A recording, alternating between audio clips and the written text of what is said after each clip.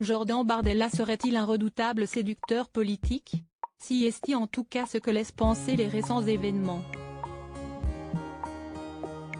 Ce jeudi 11 mai, le journal Le Point a révélé que la cour faite à Nadine Morano par le président du Rassemblement national ne la laissait pas indifférente.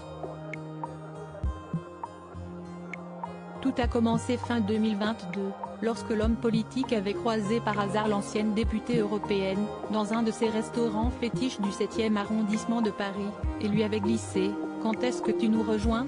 Depuis, l'ex-ministre n'a pas officiellement réagi, mais n'a pas pour autant oublié la proposition. Le quotidien a finalement dévoilé qu'au mois de mars, Nadine Morano avait consulté l'ex-ministre de Nicolas Sarkozy, Thierry Mariana, qui a rejoint les rangs du Rassemblement national depuis, lors d'un dîner à Strasbourg en marge d'une séance au Parlement européen, afin de prendre la température. Ambiance et liberté des élus ont fait partie des questionnements de la femme politique. De quoi laisser entendre à Jordan Bardella que sa cour ne serait peut-être pas vaine.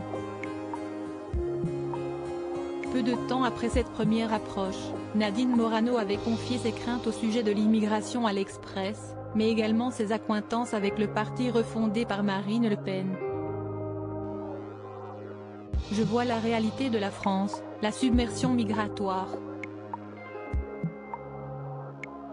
Évidemment que nous partageons des points sur la maîtrise de l'immigration et la souveraineté. J'ai du respect pour Jordan Bardella.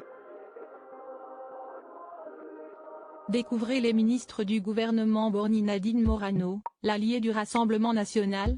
Même si Nadine Morano n'a pour le moment donné aucune réponse officielle au sujet de la proposition de l'extrême droite, elle partage pourtant certains points de vue relayés par le parti. Et cela ne date pas d'hier. Le 6 mai 2021 notamment, certains de ses propos tenus sur la chaîne LCI avaient fait polémique, puisqu'elle avait assuré que, si je dois les voter avec Nicolas Bête du RN, je les voterai parce qu'on travaille ensemble. Je ne me suis pas engagée en politique contre le RN mais pour servir la France. Et si ces dires avaient reçu une vague de soutien de la part du Rassemblement national, bon nombre de partisans de droite et de gauche lui avaient reproché de mettre, à tort, ce parti et les autres sur un pied d'égalité. L'ancien député Sébastien Huyghe avait d'ailleurs affirmé dans la même journée, lors d'une prise de parole sur LCI, « Je suis de ceux qui considèrent qu'elle ne finira peut-être pas ses jours chez les Républicains ». Sa droitisation permanente risque de se poursuivre. Article écrit en collaboration avec 6 médias. Crédit photo, Jonathan Reboa. Panoramique.